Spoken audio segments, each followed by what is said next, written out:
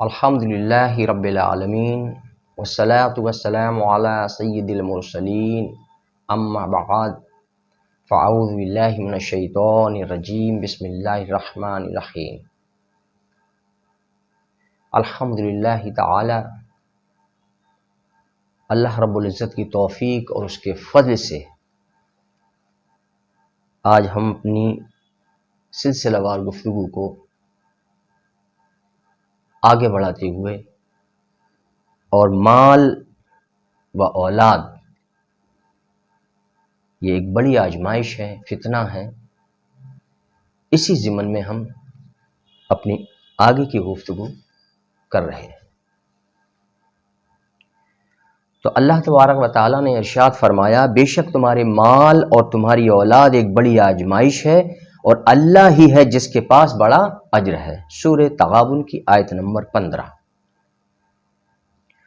اس آیت کریمہ میں اللہ تبارک و تعالیٰ نے اہل ایمان کو تنبیہ فرمائی، ایک نصیحت فرمائی کہ مال و اولاد ایک بڑی آزمائش ہے، کیونکہ انسان انہی کی محبت میں اللہ تعالیٰ و اس کے رسول صلی اللہ تعالی علیہ وسلم کی نافرمانی کرتا ہے، انہی کی محبت میں، اور مال و اولاد کی محبت کے سبب بندہ اللہ تبارک و تعالیٰ کے خوف، یعنی اللہ تعالیٰ کے خوف اور اپنی آخرت کے انجام سے بے فکر اور بے پرواہ ہو جاتا ہے۔ جب ان کی مال اور اولاد کی اور دنیا اور متاع دنیا کی محبت کا جب انسان پر غلبہ ہوتا ہے تو وہ اللہ تعالیٰ کے خوف کو بھی بھول جاتا ہے اور اپنے ہونے والے برے انجام جو اسے آخرت میں بھگتنے ہوں گے ان سے بھی وہ بے فکر اور بے پرواہ ہو جاتا ہے، اور گناہ و معصیت میں مبتلا ہو کر غفلت کے اندھیروں میں غرق ہوتا چلا جاتا ہے، اور مال و جاہ کی طلب و خواہش اسے اللہ کی یاد سے غافل کر دیتی ہے۔ اور اس آیت میں اللہ تبارک و تعالیٰ نے اہل ایمان کو اپنے احکامات کی تعمیل اور آخرت کے ثواب عظیم اور مال و اولاد پر رب تعالیٰ کی رضا کو مقدم رکھنے اور اس امر کی ترغیب دی ہے کہ وہ آخرت کو ختم ہو جانے والی فانی دنیا پر ترجیح دے۔ یعنی کہ ہر بندہ، یہ ایک تنبیہ، ایک نصیحت اللہ تعالیٰ کی ہے اس آیت کریمہ کے ذریعے سے کہ اے بندے تو آخرت کو ترجیح دے اور دنیا کو ترک کر دے، کیونکہ دنیا فانی ہونے والی ہے اور زائل ہونے والی ہے، اور ان چیزوں مال اور اولاد اور دنیا و متاع دنیا ان سے رغبت نہ کر، بلکہ اللہ اور اس کے رسول سے محبت کر، اور انہی کو، اللہ اور اس کے رسول کو اور ان کی محبت کو ہر شے پر مقدم رکھ، اس کو فوقیت دے، اس محبت کو۔ دنیا در حقیقت میلے کچیلے مردار کی مانند ہے۔ دنیا در حقیقت میلے کچیلے مردار کی مانند ہے، تم دیکھتے نہیں کہ اس کے لذیذ کھانے تھوڑی دیر میں بدبودار اور گندگی بن جاتے ہیں۔ کیا انسان اس پر غور نہیں کرتا کہ لذیذ سے لذیذ کھانے جو انسان کھاتا ہے وہ تھوڑی دیر میں وہ بدبودار اور غلیظ بن جاتے ہیں۔ تھوڑی دیر سے مراد جب انسان اگر کھانا کھا لے اور اس کو اگر قے آ جائے تو وہ کیا ہو جاتی ہے، وہی بدبو نکلتی ہے، حالانکہ وہ لذیذ کھانا اس نے کھایا تھا، لیکن جب وہ تھوڑی دیر کے بعد کسی وجہ سے اگر اس کو قے آ گئی تو جب وہ کھانا باہر نکلتا ہے تو بدبودار ہوتا ہے۔ یہ وہی لذیذ کھانا ہے، اور صبح کو وہ غلاظت بن کر نکلتا ہے۔ یعنی دنیا کے لذیذ سے لذیذ کھانے جن کو انسان پسند کرتا ہے وہ تھوڑی دیر کے بعد گندگی، غلاظت یہ چیز بن جاتی ہے اور بدبودار، اور اس کی زیب و زینت والی چیزیں خراب اور فنا اور معدوم ہو جاتی ہیں۔ بہترین سے بہترین زیب و زینت والی چیزیں فنا، معدوم یعنی خراب ہو جانا، بیکار ہو جانا اور معدوم ہو جانا، مگر رب تعالیٰ نے اس کے ظاہر کو خوشبودار مزین کر دیا ہے۔ یہ جو چیزیں ہیں اللہ تعالیٰ نے اس کو خوشبودار کر دیا اور دنیا کو زینت دی ہے، اس میں حکمت ہے اللہ تبارک تعالیٰ کی۔ کیا حکمت ہے کہ غافل جو غافل بندے ہیں وہ اس کے ظاہر کو دیکھ کر دھوکے میں آ جاتے ہیں، اور عقل مند لوگوں نے اس سے کنارہ کشی اختیار کی ہے۔ یہ حکمت ہے کہ عقل مند اور بیوقوفوں کے درمیان فرق کیا جا سکے، کہ جو بیوقوف ہوگا وہ اس کے ظاہر اور اس کے خوشبودار اور اس کی زیب و زینت کو دیکھ کر وہ اس کی طرف راغب ہو جائے گا، لیکن جو عقل مند ہوگا وہ اس سے کنارہ کشی اختیار کرے گا، کیونکہ وہ اس کے ظاہر کو نہیں دیکھے گا بلکہ اس کی حقیقت کو دیکھے گا کہ اس کا ظاہر تو بڑا خوبصورت ہے لیکن اس کی حقیقت بہت خراب ہے، گندگی سے لبریز ہے، بدبودار ہے، غلاظت ہے۔ اس لیے عقل مند شخص اس سے کنارہ کشی اختیار کرتے ہیں۔ اور وہ لوگ جو دنیا کو بہت معمولی اور باقدر ضرورت استعمال کرتے ہیں، تو یہ وہی لوگ ہوتے ہیں یا عقل مند جو دنیا کو استعمال تو کرتے ہیں لیکن باقدر ضرورت اور بہت معمولی، اس سے زیادہ وہ استعمال نہیں کرتے۔ مقصود یہ کہ فضول، زائد اور غیر ضروری اشیاء سے اجتناب کرنا اور ہر شخص کے لیے دنیا و آخرت میں بہتری اور اجر عظیم کا باعث ہے۔ اب میں ایک حدیث کوٹ کر دوں، حضرت کعب رضی اللہ تعالیٰ عنہ سے روایت ہے کہ حضور صلی اللہ تعالیٰ علیہ وسلم نے فرمایا، ہر امت کے لیے ایک فتنہ ہوتا ہے۔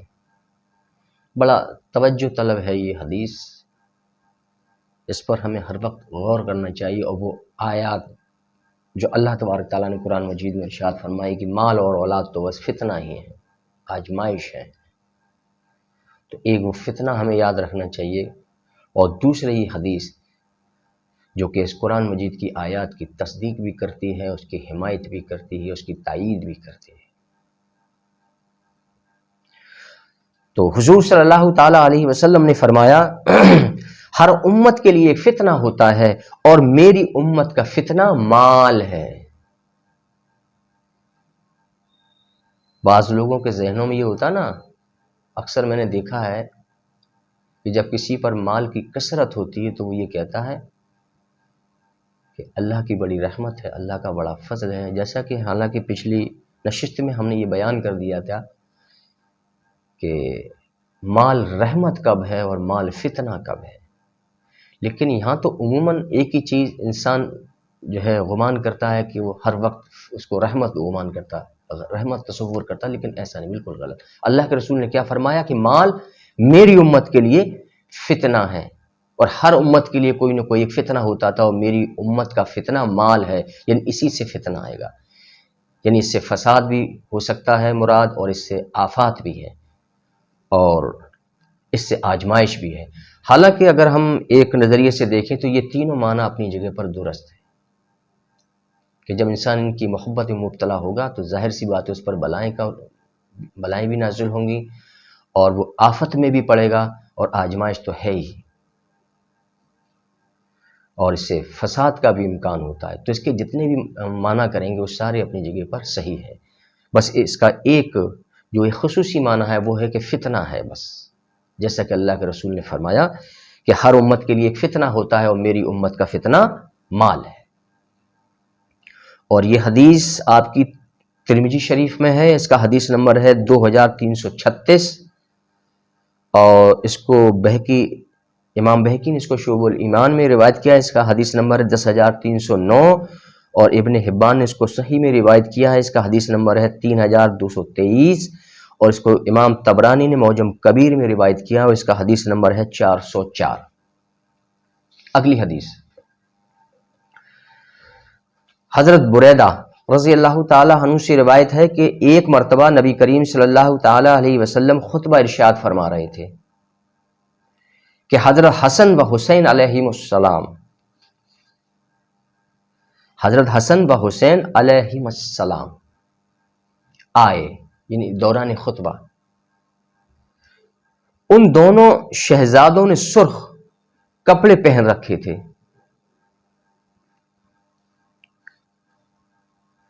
اور گرتے گراتے یعنی بچپن کی عمر کی وجہ سے چلے آ رہے تھے۔ یعنی مسجد نبوی کا یہ واقعہ ہے کہ حضور علیہ السلام خطبہ ارشاد فرما رہے تھے کہ اسی درمیان میں حسن اور حسین علیہم السلام تشریف لائے، بچپن کی حالت تھی، گرتے پڑتے گرتے گراتے، بچپن کی ایک عمر ہوتی ہے، گرتے پڑتے چلے آ رہے تھے۔ ان دونوں شہزادوں کو دیکھ کر آپ صلی اللہ تعالی علیہ وسلم نے خطبہ روک دیا۔ بڑا غور کرنے کی بات ہے یہ کہ حضور صلی اللہ تعالی علیہ وسلم نے خطبہ روک دیا اور ممبر سے اتر کر انہیں اٹھا لیا۔ پھر دوبارہ ممبر پر تشریف لائے اور فرمایا کہ بے شک تمہاری اموال و اولاد بس فتنہ ہی ہے، کہ دیکھو میں نے ان دونوں کو دیکھا، یعنی حسن اور حسین علیہ السلام، کہ میں نے ان دونوں کو دیکھا کہ وہ اپنے کرتوں میں گرتے چلے آ رہے ہیں تو میں صبر نہ کر سکا، یعنی مجھے گھبراہٹ ہوئی کہ گر کر انہیں کہیں چوٹ نہ لگ جائے، اور میں نے خطبہ موقوف کر دیا اور انہیں اٹھا لیا۔ اس لیے اللہ کے رسول نے فرمایا کہ بے شک مال اور اولاد تو فتنہ ہے۔ اب جو چیز قرآن اور حدیث سے ثابت ہو جائے وہی حق ہوتا ہے کہ بے شک مال اور اولاد ایک فتنہ ہے، بڑی آزمائش ہے، آفت ہے اور بلا ہے، سوائے اس کے پھر میں وہی بات دہرا دیتا ہوں جو اللہ کے لیے ہے۔ اور یہ حدیث آپ کی ابن ماجہ میں حدیث نمبر 3600، اور یہ حدیث ابو داؤد میں بھی ہے، اس کا حدیث نمبر ہے 1109، اور یہ حدیث ترمذی میں ہے، اس کا حدیث نمبر ہے 3774، اور نسائی میں ہے حدیث یہ، اس کا حدیث نمبر ہے 4993، اور یہ حدیث ابن حبان میں بھی ہے، اس کا حدیث نمبر ہے 6039، یعنی متفق علیہ حدیث ہے۔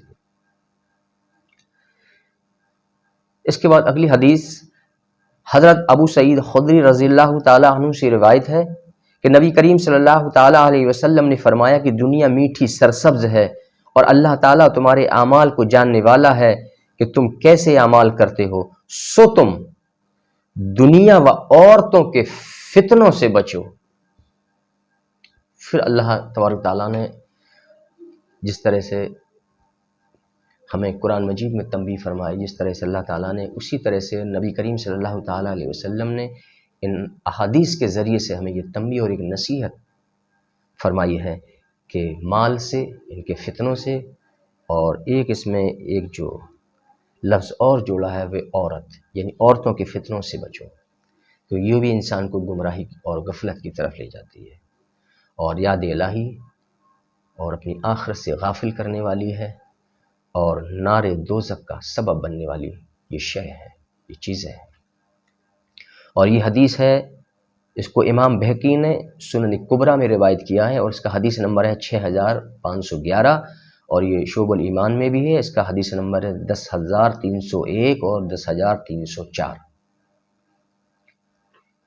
جب قلب اللہ تعالیٰ اور اس کے رسول صلی اللہ تعالی علیہ وسلم کی محبت سے مزین ہونے کے بجائے جب مال و اولاد کی محبت سے لبریز ہوتا ہے، اور جب مال و اولاد کی شدید محبت اپنی انتہا کو پہنچتی ہے، تو پھر یہ محبت اس کے لیے آفت و ہلاکت بن جاتی ہے۔ پھر وہ نفس کا تابع ہو جاتا ہے اور جو اسے شر و گناہ کی طرف مائل کرتی ہے، اور وہ گناہوں کے دلدل میں پھنس جاتا ہے اور وہ اپنی آخرت تباہ و برباد کر لیتا ہے، یعنی اس کی آخرت تباہ اور برباد ہو جاتی ہے۔ صرف دنیا سنور جاتی ہے لیکن آخرت تباہ اور برباد ہو جاتی ہے۔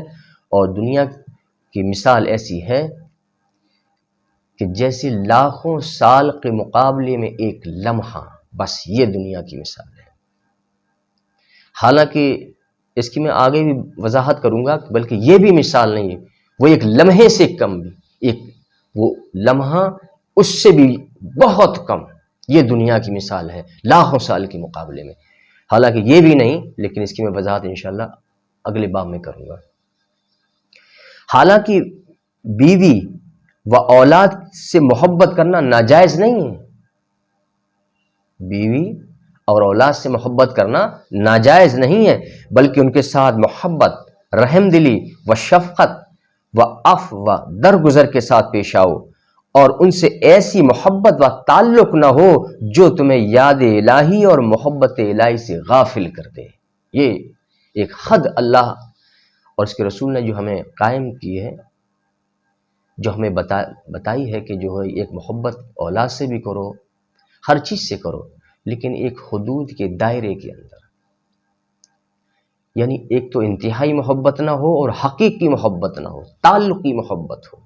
دونوں محبتوں میں فرق ہوتا ہے، ایک تعلقی محبت ہوتی ہے اور ایک حقیقی محبت، اور اس میں بھی کیا ہے، ایک شرط اور ایک قید ہے کہ انتہائی نہ ہو، کیونکہ انتہائی محبت صرف اللہ کے لیے، پھر اس کے رسول کے لیے، پھر اس کے مقربین کے لیے، جو اس کے مخصوص بندے ہیں، اس کے محبوب بندے ہیں، ان کے لیے۔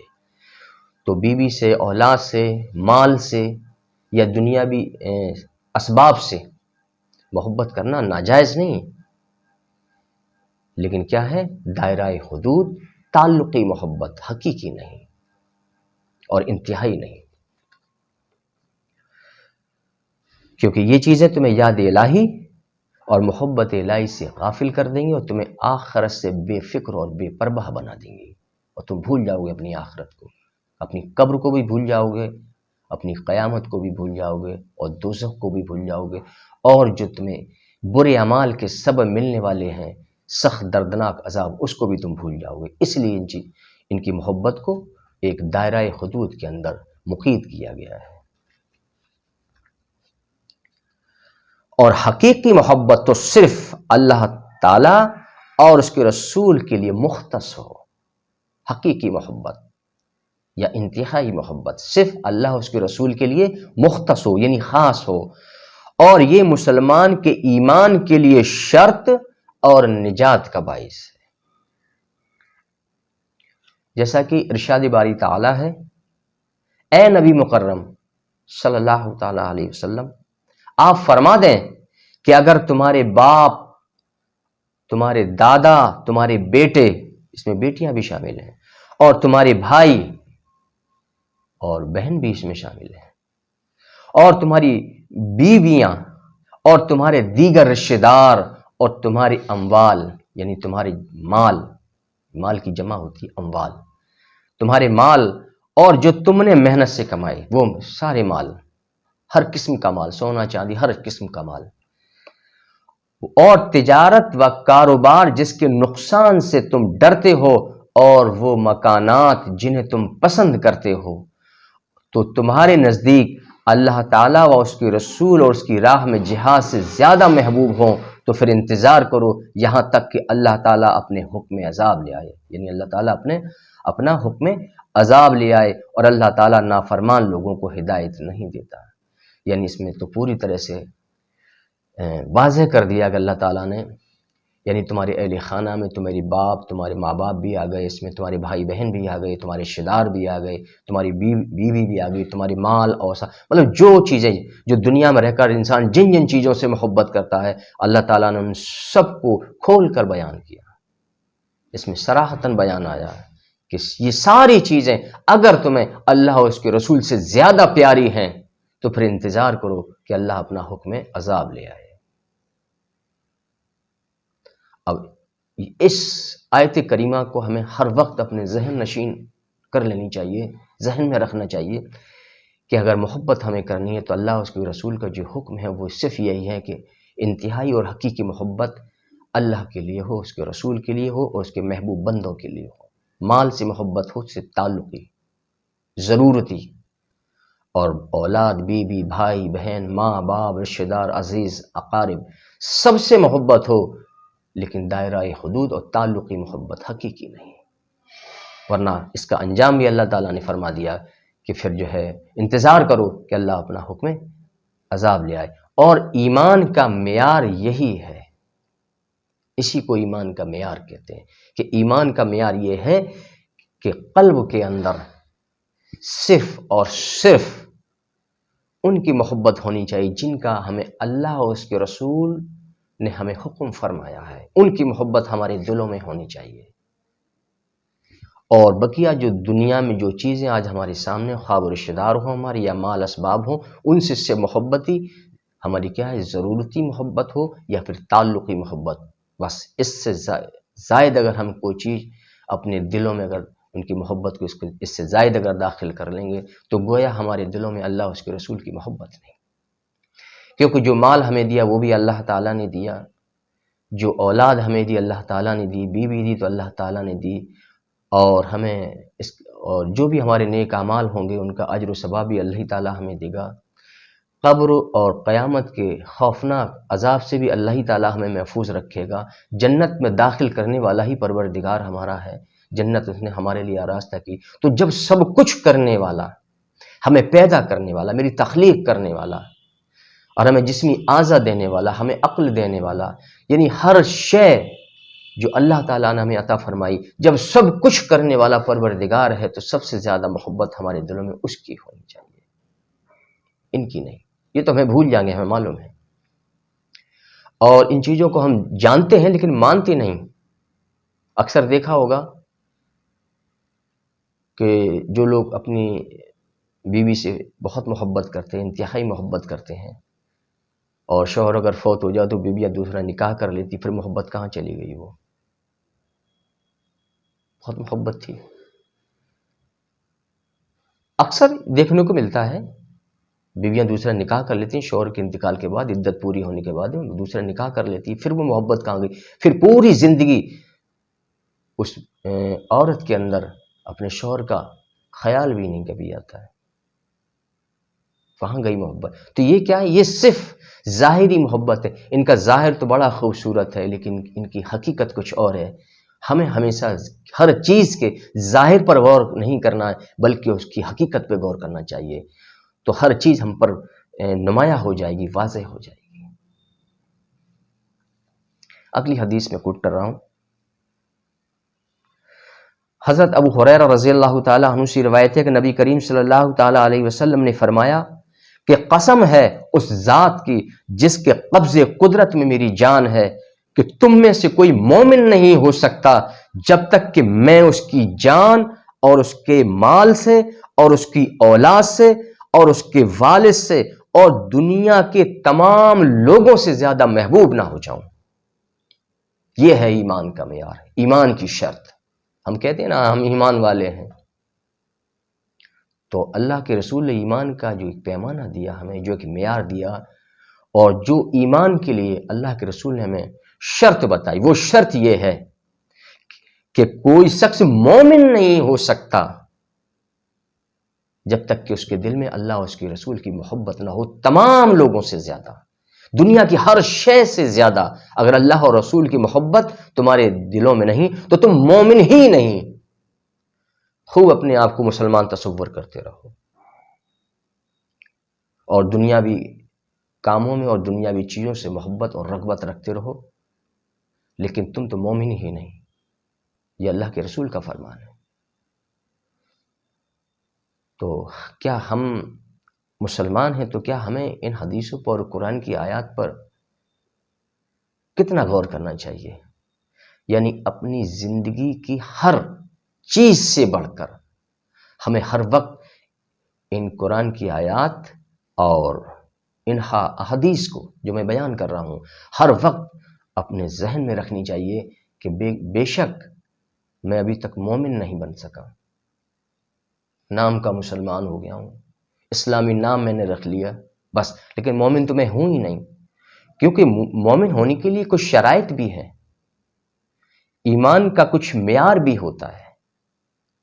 صرف نام رکھنے سے کوئی مومن نہیں ہو جاتا ہے، بلکہ اس کے اعمال مومن والے ہوں، اس کے اخلاق مومن والے ہوں، اور لوگوں کے ساتھ اس کے معاملات مومن والے ہوں، دلوں میں اس کے لیے دلوں میں اللہ اس کے رسول کے لیے یہ جو محبت جو اللہ رسول نے فرمائی کہ حقیقی اور انتہائی محبت ہو تو صرف اور صرف اللہ اور اس کے رسول اور اللہ کے مقرب بندوں کے لیے ہو۔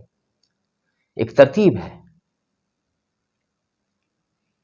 اسی ترتیب کے مطابق ہمارے دلوں میں اللہ اس کے رسول کی اگر محبت ہے، اور اس محبت کا جو تقاضا ہوتا ہے، یعنی کہ جیسا کہ ہم جب کسی چیز سے محبت کرتے ہیں تو اس کے کچھ تقاضے بھی ہوتے ہیں۔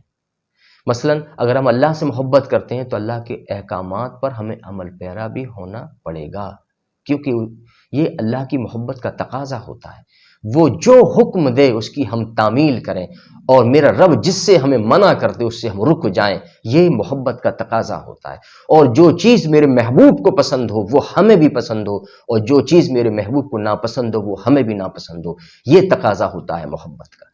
یہ ہم لوگ کہہ دیتے ہیں نا، جب ہم اللہ سے بڑی محبت کرتے ہیں، اللہ کے رسول سے بڑی محبت کرتے ہیں، لیکن ان کے تقاضوں کو تو کبھی ہم نے پورا ہی نہیں کیا، بلکہ ان کے جو تقاضے ہوتے ہیں ان پر تو ہم نے کبھی غور ہی نہیں کیا۔ پورا کرنا ہوتا ہے بہت ایک دور کی بات ہے، ان پر ہم کبھی غور بھی نہیں کرتے۔ محبت بس ہم غلام رسول ہیں، غلام رسول ہیں، یہ کہنے سے غلام نہیں بن جاتے ہو، تم اللہ کے رسول کی نافرمانیاں کرتے ہو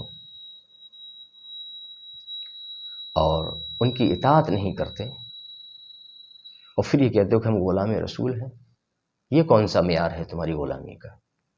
قرآن حدیث کی روشنی میں ایسا کوئی معیار نہیں، اور نہ کوئی ایسا ایمان ہے۔ حضرت ابو ذر رضی اللہ تعالیٰ عنہ سے روایت ہے کہ حضور صلی اللہ تعالیٰ علیہ وسلم نے فرمایا کہ اعمال میں سے یعنی تمام اعمال، یہاں اعمال سے مراد کل اعمال ہے، تو اعمال میں سے افضل عمل، اللہ کے رسول فرماتے ہیں کہ اعمال میں سے افضل عمل اللہ کے لیے محبت کرنا اور اللہ کے لیے ہی بغض کرنا ہے۔ یعنی سب سے بہترین، سب سے افضل عمل پوری دنیا میں جتنے بھی اعمال ہیں، سب سے افضل اور سب سے بہترین اور سب سے زیادہ اجر و ثواب کا باعث جو عمل ہے وہ اللہ کے لیے محبت کرنا اور اللہ کے لیے ہی بغض رکھنا۔ یہ عمل ہے، یہ محبت ہے، اور یہی نجات کا ذریعہ ہے۔ دیکھیے، ہم جانتے ہیں کہ ہم سے زندگی میں بعض کوتاہیاں بھی ہوتی ہیں، غلطیاں بھی ہوتی ہیں، گناہ بھی ہوتے ہیں، اور اللہ کے اوامر اور اللہ کی نواہی پر ہم کامل طور پر عمل نہیں کر پاتے۔ بعض اوقات ہماری نمازیں بھی قضا ہو جاتی ہے اور ان کو ہم پورا بھی نہیں کر پاتے۔ کچھ روزوں میں بھی ہماری جو ہے کوتاہیاں ہو جاتی ہیں اور کمیاں رہ جاتی ہیں، روزے مکمل نہیں ہوتے ہیں۔ دیگر اللہ نے جو ہم پر حقوق عائد کیے ہیں، جو ہم پر نافذ کیے ہیں، ان کو بھی ہم پورا نہیں کر پاتے ہیں۔ تو اس طرح سے اور دیگر ہم سے گناہ بھی ہو جاتے ہیں، جانے اور انجانے میں۔ تو اب یہ سب اللہ کے حقوق ہوتے ہیں۔ جیسے ہم نے نماز میں کچھ کوتاہیاں ہم سے ہو گئی، نماز میری کامل نہ ہو پائی، نماز میں ہم خشوع اور خضوع نہ کر پائے، تو یہ اللہ کا ہم پر قرض ہے۔ نماز، روزہ، جتنے فرائض ہیں اللہ کے ہم پر قرض ہیں، تو اللہ تعالیٰ چاہے تو ہمیں معاف کر دے، اور امید ہر انسان اور ہر مسلمان کو یہی ہوتی ہے کہ اللہ بڑا غفور رحیم ہے، وہ ہمیں معاف فرما دے گا۔ لیکن اگر ہم اس سے حقیقی اور انتہائی اور قلبی محبت رکھیں گے، اور جس سے بھی محبت کریں گے تو اللہ کے لیے کریں گے، اور جس سے دشمنی کریں گے تو وہ اللہ ہی کے لیے کریں گے، تو ہماری امید کو تقویت ملتی ہے، کہ ایک ایسی امید بن جاتی ہے کہ ہم جب اللہ سے اتنی انتہائی محبت کرتے ہیں تو اس محبت کے صدقے میں میرا مالک، میرا پاک پروردگار ہمیں ضرور معاف کر دے گا، صرف محبت کے لیے۔ اور محبت کی کوئی انتہا بھی نہیں ہوتی، بلکہ ہر چیز کے لیے اللہ اور اس کے رسول نے حدود قائم کی ہیں سوائے محبت کے، کیونکہ عشق کی کوئی حد نہیں ہوتی۔ اولیاء کرام و صوفیاء اعظام رحمۃ اللہ تعالی علیہم فرماتے ہیں کہ دنیاوی ہر نعمت فتنہ ہے۔ یہ اولیاء کرام کا قول ہے کہ دنیاوی ہر نعمت فتنہ ہے، یعنی جس کا تعلق دنیا سے ہو، ہر نعمت دنیا کی وہ فتنہ ہے۔ ہمارے اولیاء کرام و صوفیاء اعظام فرماتے ہیں کہ دنیاوی ہر نعمت جو میرے پاس میسر ہے یا جو نہیں ہے، ان سب کا یہاں پر بیان فرمایا ہے کہ دنیاوی ہر نعمت فتنہ ہے، یعنی جس کا تعلق دنیا سے ہو، آخرت سے نہ ہو اور اللہ سے نہ ہو۔ ہر وہ نعمت جس کا تعلق دنیا سے اگر ہے تو وہ فتنہ ہے، یعنی تمہارے لیے آفت ہے، تمہارے لیے بلا ہے. اور دنیا میں مصائب و آلام کا ملنا اور مال و اسباب کا نہ ملنا بڑی پیاری بات ہے، بڑا توجہ طلب بات ہے یہ، کہ دنیا بھی ہر نعمت تو فتنہ ہے، اور دنیا میں مصیبتیں ملنا، تکلیف یعنی مصائب و آلام کا ملنا اور مال و اسباب کا نہ ملنا، یہ اللہ کی رحمت ہے. بڑی پیاری اور عمدہ بات فرمائی ہے. بعض لوگ یہ کہتے ہیں نا کہ ہم پر بڑی مصیبتیں ہیں، ہم پر بڑی پریشانیاں ہیں، اور اللہ تعالیٰ نے ہمیں مال و اسباب سے محروم رکھا، دنیا میں ہمیں مال نہیں دیا. تو اولیاء کرام کیا فرماتے ہیں کہ تمہیں جو مال نہیں ملا، تمہیں جو دنیاوی ساز و سامان تمہیں میسر نہ ہوا، اور تمہیں دنیا میں پریشانیاں اور تکلیفیں بہت زیادہ ملی ہیں، تو یہ اللہ کی اصل رحمت، اس کو رحمت کہتے ہیں. یعنی جس پر جتنی زیادہ مصیبتیں، جتنی پریشانیاں، اتنی ہی زیادہ اس پر اللہ کی رحمت ہوتی ہے. اور جس پر جتنی اللہ تعالیٰ نعمتیں کثیر کر دے، سمجھ لو اس پر اتنی بڑی آزمائش. یہ ہے ایک دیکھنے کا نظریہ اور ایک معیار. یہ نہیں ہوتا جو ہم اپنے ذہنوں میں بٹھا رکھا ہے کہ مال دے دیا تو اللہ کی رحمت ہو گئی. نہیں، یہاں اولیاء کرام فرماتے ہیں کہ مال کا نہ ملنا اور مصیبتوں پریشانیوں سے دوچار ہونا، یہ اللہ کی رحمت ہوتی ہے. اور اخروی نعمتوں کا ملنا، اور اخروی نعمتوں کا ملنا یہ اللہ تعالیٰ کا فضل ہے. یعنی جس کو اخروی نعمتیں مل جائیں، یعنی اس کو نیک عمل کرنے کی توفیق مل جائے، گناہوں اور معصیت سے اللہ تعالیٰ اس کو بچا لے، اس کو محفوظ کر دے، تو یہ اخروی نعمت ہوتی ہے. یعنی گناہوں سے بچنا اور نیک عمل میں کثرت کا آنا، یہ کیا ہے؟ یہ اخروی نعمتیں ہیں. تو یہ اخروی نعمتوں جس کو ملتی ہیں وہ کیا ہے؟ وہ اللہ کا فضل ہے. یعنی دنیا میں مصائب و آلام و مال کی کمی اور بیماریوں سے دوچار ہونا اور دیگر تکلیف میں اللہ تعالیٰ کی عین رحمت ہوتی ہے. یعنی دنیا میں جو مصیبت انسان کو ملے، مال کی کمی رہے، تنگی رہے اس پر، اور بیماریاں بھی اس کو زیادہ تر ملتی رہیں اور تکلیفیں ملتی رہیں، تو اولیاء کرام فرماتے ہیں کہ وہ اللہ تعالیٰ کی عین رحمت ہوتی ہے. کیونکہ اس کے دو عظیم فائدے ہیں. عین رحمت کیوں ہے؟ کہ اس کے دو عظیم فائدے ہیں. ایک یہ کہ ان کے سبب سے اللہ تعالیٰ تمہیں غفلت سے نکال کر بیداری کی طرف لے جانا چاہتا ہے. پہلا فائدہ، کیونکہ جب مال آئے گا تو تم غافل ہو جاؤ. حالانکہ یہ قرآن میں آیات بھی ہیں کہ مال انسان کے لیے غفلت کا سبب ہے. میں انشاءاللہ اس کا آگے بیان کروں گا. تو بے شک اس میں کوئی شک و شبہ نہیں کہ مال غفلت کا سبب بنتا ہے. تو اللہ تعالیٰ پریشانیاں دے کر، بیماریاں دے کر، مال کی تنگی دے کر اللہ تعالیٰ ہم پر فضل فرماتا ہے کہ وہ ہمیں غفلت سے نکال کر بیداری کی طرف لے جانا چاہتا ہے. اور دوسرا یہ کہ ہر مصیبت و تکلیف کے ذریعے انسان کے گناہوں میں تخفیف کی جاتی ہے، اس کے گناہوں کو مٹایا جاتا ہے. یہ دوسرا فائدہ ہوتا ہے. تو جب انسان کے جس پر زیادہ مصائب و آلام آئیں گے، مصیبتیں آئیں گی، تکلیفیں آئیں گی، مال کی تنگی رہے گی، وہ دنیا میں پریشان حال رہے گا، تو ظاہر سی بات ہے کہ اس کے گناہوں میں مزید کمی آتی چلی جائے گی. یعنی گناہ دھلتے چلے جائیں گے، گناہ مٹتے چلے جائیں گے. جب گناہ مٹنے کا سلسلہ یوں ہی جاری رہے گا تو ظاہر سی بات ہے کہ جب اس کو موت آئے گی تو اس پر کوئی گناہ باقی نہ رہے گا.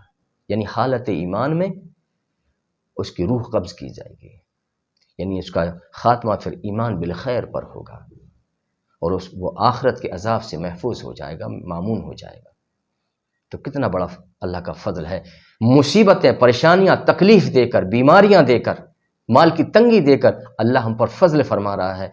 اور جب فضل آتا ہے تو بعض لوگ یہ تصور کر لیتے ہیں پتہ نہیں ہم نے کون سا ایسا گناہ کیا تھا کہ اللہ تعالیٰ ہم کو جو پریشان رکھا، بیماریاں بھی دے رکھی، مال بھی نہیں دیا. بلکہ اللہ تعالیٰ کا تو اس پر فضل ہے. بس اے بندے تو اس پر غور کر. یہ تو اللہ کا بڑا فضل ہے. مال فضل نہیں، مال تو فتنہ ہے، جس کو قرآن نے واضح کیا اور حدیث نے بھی واضح کیا، اللہ اس کے رسول دونوں نے واضح کیا. اور دنیاوی نعمتوں کا حصول جسے لوگ نعمت تصور کرتے ہیں، مگر وہ فتنہ ہے، کیونکہ مال و اولاد و دیگر نعمتوں کے ذریعے انسان کو آزمائش میں ڈالا جاتا ہے. اگر وہ اس آزمائش میں کامیاب ہو گیا تو ٹھیک ہے، ورنہ دنیاوی نعمتیں اسے ہلاک و تباہ اور برباد کر دیتی ہیں. یہ دنیاوی نعمتیں اسے ہلاک، تباہ اور برباد کر دیتی ہیں اور اسے جہنم میں لے جانے کے لیے کافی ہوتی ہیں. وہی مال جس پر وہ فخر اور تکبر کرتا تھا اور اپنے سے کم تر والے کو حقیر جانتا تھا، اسے حقارت کی نظر سے دیکھتا تھا، لیکن وہ نہیں جانتا تھا کہ جسے تو حقیر سمجھتا ہے وہ اللہ کے یہاں اس کا مقام کیا ہے، اور آخرت میں ملنے والے اس کے اجر و ثواب کے بارے میں تو نہیں جانتا. تو صرف اس کو حقیر جانتا تھا. تو اپنے بارے میں کبھی غور نہیں کرتا تھا کہ تیرا معاملہ کیا ہوگا آخرت میں. اور اخروی نعمتیں و سعادتیں یہ اللہ تعالیٰ کا عظیم فضل ہے کہ اس کے سبب سے بندہ قبر و قیامت کے عذاب سے محفوظ و مامون ہو جاتا ہے اور وہ جنت اور اس کی نعمتوں کا مستحق ہو جاتا ہے. یہ ہے پریشانیوں، تکلیفوں اور مال کے نہ ملنا، مال کی تنگی کا انعام یہ ہے کہ وہ جنت اور اس کی نعمتوں کا مستحق ہو جاتا ہے اور آخرت کے عذاب سے اسے تحفظ دیا جاتا ہے، وہ محفوظ اور مامون رہتا ہے.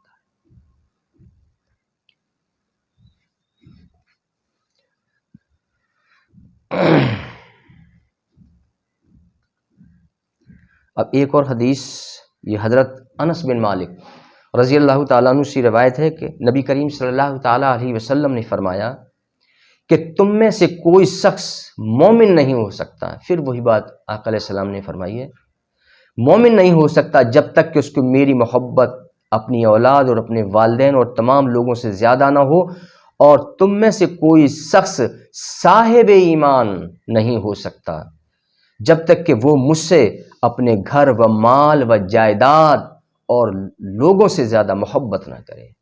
پھر وہی بات اللہ کے رسول نے فرمائی، یعنی کہ اس میں ساری دنیاوی مال، اسباب اور سارے عزیز اقارب، رشتہ دار اور اہل خانہ سارے لوگ اس میں داخل ہو گئے کہ کوئی بھی صاحب ایمان نہیں ہو سکتا. یعنی ایمان کے لیے ایک شرط، ایک معیار، ایک پیمانہ ہے کہ سب سے زیادہ اگر محبت ہو تو جب ہم قرآن حدیث دونوں کو سامنے رکھیں گے تو ہم پر یہ واضح ہو جائے گا کہ اللہ کی محبت ایک ترتیب سب سے زیادہ، اس کے بعد اگر کسی کی محبت ہمارے دلوں میں ہو تو اللہ کے رسول کی محبت، پھر اللہ کے مقرب اور محبوب بندوں کی محبت. یہ ایک ترتیب ہے یہ.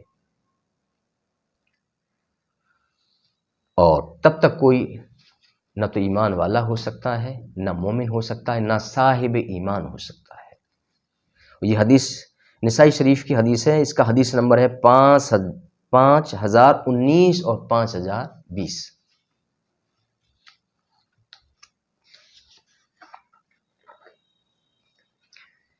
اب اگلی حدیث حضرت انس رضی اللہ تعالیٰ عنہ سے روایت ہے کہ رسول اکرم صلی اللہ تعالیٰ علیہ وسلم نے فرمایا کہ کوئی شخص اس وقت تک ایمان کی حلاوت یعنی مٹھاس کو نہیں پا سکتا جب تک کہ اس کے نزدیک اللہ اور اس کے رسول کی محبت، اللہ اور اس کے رسول کی محبت ہر شے سے زیادہ نہ ہو جائے. وہ ایمان کی مٹھاس کو بھی نہیں پا سکتا. یعنی ایمان کے لیے شرط رکھ دی، پہلی شرط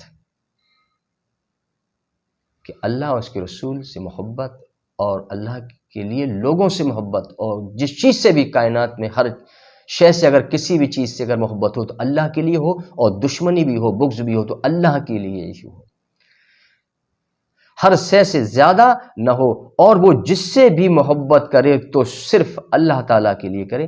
یہ بخاری شریف کی حدیث ہے، حدیث نمبر 6041. یہ بھی اگلی حدیث، یہ بھی حضرت انس رضی اللہ تعالیٰ عنہ سے مروی ہے کہ نبی کریم صلی اللہ تعالیٰ علیہ وسلم نے فرمایا جس میں یہ 3 خصلتیں پائی جائیں وہ ایمان کی مٹھاس یعنی اس کی حلاوت، اس کی لذت کو پا لیتا ہے۔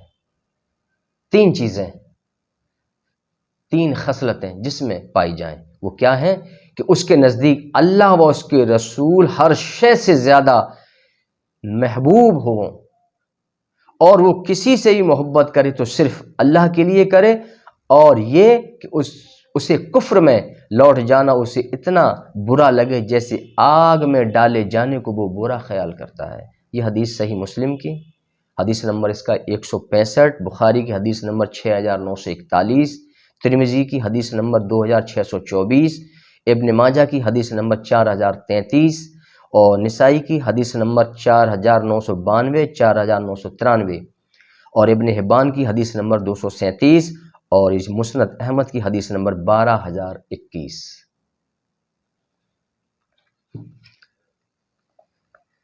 تو ہمیں اللہ سے محبت رکھنی چاہیے، اللہ کے رسول سے، اس کے محبوب بندوں سے، اور دنیا سے اور صرف تعلق کی محبت رکھیں بس، اور دنیا کو ترک کر دیں اور اللہ کے احکامات پر عمل پیرا ہو جائیں، اور اللہ اس کے رسول نے جن چیزوں سے ہمیں روکا ان سے رک جائیں، اور اپنی آخرت کی تیاری کریں، دنیا بنانے میں نہ لگیں، کیونکہ دنیا بنانے میں اگر لگ جاؤ کہ دنیا بناتے بناتے تم چاہے کچھ بھی دنیا میں جمع کر لینا، بالآخر تمہیں چھوڑ کر جانا ہے، تو جو چیز چھوٹ جائے وہ تمہاری تو نہ رہے۔ مثلا کوئی یہ کہے کہ میں جس مکان میں رہتا ہوں میں اس کا مالک ہوں، ہرگز نہیں۔ قالوا انا للہ وانا الیہ راجعون۔ جب تیری خود کی ذات، تیرا خود کا جسم، تیری خود کی روح تیری نہیں، تو جس مکان میں تو رہتا وہ تیرا کیسے ہو گیا؟ تو خود اپنا نہیں، تو اللہ کی امانت ہے اور اللہ کی طرف لوٹ کے جانا ہے۔ تو جب انسان خود اپنا مالک نہیں تو دنیاوی چیزوں کا وہ کیسے مالک ہو جائے گا؟ چاہے کتنا بھی جمع کر لے، چھوڑ کر جانا ہے۔ تو مقصود کہنے کا یہ ہے کہ ہم دنیا میں مال کمانے کے لیے، بیوی بچوں کے لیے، جائیداد بنانے کے لیے، مکانات، بہترین مکانات بنانے کے لیے، اس میں عیش و عشرت کے لیے پیدا نہیں کیے گئے۔ الذی خلق الموت والحیات لیبلوکم ایکم احسن عملا۔ اللہ تعالیٰ فرماتا ہے کہ ہم نے زندگی اور موت اس لیے بنائی تاکہ ہم تمہارے اعمالوں کی جانچ کریں۔ ہم دنیا میں اب ہمارے اعمالوں کی جانچ ہو رہی ہے، ہمارا امتحان ہو رہا ہے، ہماری آزمائش ہے، ہم ایک امتحان گاہ میں ہیں، ہماری امتحان ہو رہی ہے، اور ہم تو آئے امتحان گاہ میں اور لگ گئے مال کمانے میں اور اس میں کثیر اضافہ کرنے کے لیے اور لوگوں پر سبقت لینے کے لیے کہ بس زیادہ سے زیادہ ہم پر مال ہو جائے۔ بس ہم تو اپنے مقصد کو ہی بھول گئے۔ کائنات میں اللہ تبارک و تعالیٰ نے کوئی چیز ایسی پیدا نہیں کی جو بے مقصد ہو۔ اسی طرح انسان کا وجود جو دنیا میں ہے وہ بھی صرف اسی مقصد کے لیے۔ اللہ تعالیٰ فرماتا سورہ ذاریات میں، اللہ تعالیٰ نے فرمایا کہ ہم نے انسان کو اور جن کو اپنی عبادت کے لیے پیدا فرمایا۔ کہیں اللہ تعالیٰ نے فرمایا کہ تم جاؤ دنیا میں اور مال کماؤ زیادہ سے زیادہ۔ اللہ تعالیٰ نے فرمایا میں نے تمہیں اپنی عبادت کے لیے، میری عبادت کرو، نیک عمل کرو، اور پھر جب تم نیک عمل کرو گے اور گناہوں سے پرہیز کرو گے، گناہوں سے اجتناب کرو گے، تو ہم نے تمہارے لیے جنت تیار کر رکھی ہے۔ اور تم اگر برے عمل کرو گے اور صرف دنیا کمانے میں اور دنیا کی محبت اور رغبت میں مبتلا ہو جاؤ گے، تمہارے لیے میں نے دوزخ تیار کر لی۔ تو اب دونوں چیزیں تمہارے سامنے ہیں، تمہیں جو پسند ہو، چاہو تو دوزخ کا راستہ اختیار کرو، اور خواہ چاہو تو اگر جنت کا راستہ اختیار کرو۔ دونوں راستے تم پر واضح کر دیے اللہ تعالیٰ نے۔ اب تمہیں جو پسند ہو، چاہو تو دنیا کماؤ، مال زیادہ سے زیادہ کماؤ، تاکہ لوگ یہ کہیں صاحب فلاں بڑا مالدار ہے، اس کے بعد بہت اچھی گاڑی ہے اور اس کے کام بہت اچھے ہیں، اس نے کئی مکانات خرید لیے، کئی زمینیں خرید لی، بس کیا ہے چند دنوں کے لیے۔ اور جب تم خود اپنے مالک نہ بن سکے تو جو تم نے دنیا میں کمایا وہ دنیا تمہاری کیسے ہو گئی؟ حالانکہ قیامت کے دن اللہ تعالیٰ تمام دنیا کو بستر کی طرح لپیٹ دے گا، جیسے بستر لپیٹا جاتا ہے، اور جو کچھ اس کے اندر ہوگا سب اسی کے اندر ہو جائے گا، اور زمین ہموار کر دی جائے گی، اس پر ایک پودا بھی باقی نہیں رہے گا۔ تو زمین بھی اللہ کی، ہم بھی اللہ کے ہیں، ہم سب اس کی امانت ہیں، سب اس کی تخلیق کردہ چیزیں ہیں، تو ہماری کوئی چیز نہیں. ہم صرف جس مکان میں رہتے ہیں، جس کا استعمال کر رہے ہیں، ہم کرایہ دار ہیں. ظاہراً مالک ہیں لیکن حقیقت میں ہم کرایہ دار ہیں. اور جس دن ہمارا وقت مقرر ہوگا، ہمارے گھر والے ہی ہمارے گھر سے نکال کر باہر کر دیں گے اور یہ کہیں گے جلدی کرو، مٹی خراب ہو رہی ہے، جلدی کرو، جلدی سے باہر نکال دیں گے. اگر تمہارا مکان تھا تو تمہیں گھر سے کیوں نکالا گیا؟ تمہارا مال تھا تو تم دنیا میں چھوڑ کر کیوں گئے؟ اپنے ساتھ لے جاتے. تمہارا جو بینک میں روپیہ پڑا تھا وہ بھی اپنے ساتھ لے جاتے، اپنے کفن میں جیبیں لگوا لیتے کہ بھائی میرا روپیہ اس میں رکھ دینا، اور میری زمین کہاں لے جاؤ گے؟ قبر تو 6x3 کی ہی ملنی ہے، مکان تمہارا تو بڑا ہے، قبر میں تو آ نہیں سکتا. تو کیوں نہیں اس چیز پر غور کرتے؟ ہم ہر چیز کے استعمال کرتے، میرے رب نے ہمیں عطا فرمائی. ہم استعمال کرنے والے اور چھوڑنے والے ہیں، اور ہر روز اس کا نیا مالک بدلتا ہے. اس دنیاوی چیزوں کا، ہمارے مکان کا بھی نیا مالک ہوگا، پھر اس کے بعد دوسرا مالک، اس کے بعد تیسرا مالک، اس کے بعد چوتھا مالک. مالک بدلتے رہتے ہیں کیونکہ وہ ظاہر ہیں، حقیقی نہیں. حقیقی مالک صرف اللہ ہے، اس کی ذات پاک ہے، اور کوئی اس کا حقیقی مالک نہیں. حضرت عبداللہ بن ہشام رضی اللہ تعالی عنہ سے روایت ہے کہ حضرت عمر رضی اللہ تعالی عنہ نے حضور صلی اللہ تعالی علیہ وسلم سے عرض کیا، یا رسول اللہ، میری جان کے علاوہ آپ مجھے ہر شے سے زیادہ محبوب ہیں. حضرت عمر رضی اللہ تعالی عنہ نے عرض کیا، یا رسول اللہ، کہ آپ مجھے، میری جان کے علاوہ آپ مجھے ہر شے سے زیادہ محبوب ہیں. تو آپ صلی اللہ تعالی علیہ وسلم نے فرمایا، نہیں نہیں، مجھے اس ذات کی قسم ہے جس کے قبض قدرت میں میری جان ہے کہ ایمان اس وقت تک مکمل نہیں ہو سکتا جب تک کہ میری ذات تمہیں اپنی جان سے بھی زیادہ محبوب نہ ہو جائے. اللہ کے رسول نے حضرت عمر سے فرمایا رضی اللہ تعالیٰ عنہ، جب تک کہ میری ذات تمہیں ہر شے سے زیادہ محبوب نہ ہو جائے تب تک تمہارا ایمان مکمل نہیں ہو سکتا. تو پھر حضرت عمر رضی اللہ تعالیٰ عنہ نے عرض کیا کہ اے اللہ کے رسول، اللہ کی قسم، آپ مجھے میری جان سے بھی زیادہ محبوب ہیں اور پیارے ہیں. تو آپ صلی اللہ تعالیٰ علیہ وسلم فرمایا، اے عمر، اب تیرا ایمان مکمل ہوا. تو ایمان کی تعریف یہ ہے، جو ہم لوگوں نے ایمان کی تعریف کر رکھی وہ ایمان کی تعریف نہیں.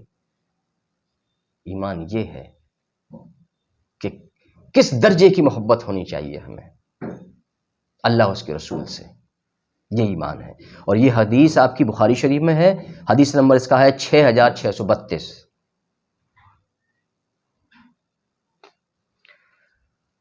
اب میں اگلی حدیث کوٹ کر رہا ہوں. حضرت عبداللہ بن عباس رضی اللہ تعالی عنہما سے روایت ہے کہ رسول اکرم صلی اللہ تعالی علیہ وسلم نے فرمایا، اللہ تعالیٰ سے محبت کرو اور ان نعمتوں کی وجہ سے جو اس نے تمہیں عطا کی، ان نعمتوں کی وجہ سے اللہ تعالیٰ سے محبت کرو، اور مجھ سے اللہ تعالیٰ کی وجہ سے محبت کرو. اللہ تعالیٰ کی خاطر مجھ سے محبت کرو. آقا فرماتے ہیں کہ اللہ تعالیٰ کی خاطر مجھ سے محبت کرو اور میری خاطر میرے اہل بیت سے محبت کرو.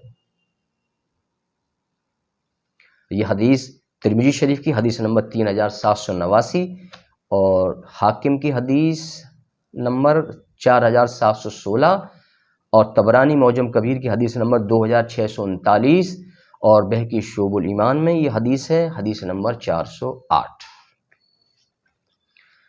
اللہ تعالیٰ اور اس کے رسول صلی اللہ تعالیٰ علیہ وسلم سے محبت ایسی ہو کہ دنیا کی کسی چیز سے اس قدر محبت نہ ہو. ماں باپ، اولاد، بیوی و تمام انسانوں سے، حتیٰ کہ اپنی جان سے بھی بڑھ کر محبت ہونی چاہیے اللہ اس کے رسول سے. اور دنیا مال و متاع تو کوئی چیز ہی نہیں، مگر افسوس ہم صرف اور صرف نام کے مسلمان ہیں، کام کے نہیں. دنیاوی مال دولت، بیوی بچوں کی محبت میں اس قدر مبتلا ہو گئے ہیں کہ ہم نے حرام و حلال کا امتیاز تک کھو دیا. نہ فرائض و واجبات ادا کرنے کی طرف ہماری رغبت رہی اور نہ سنتوں پر عمل کرنے کے لیے ہماری توجہ رہی.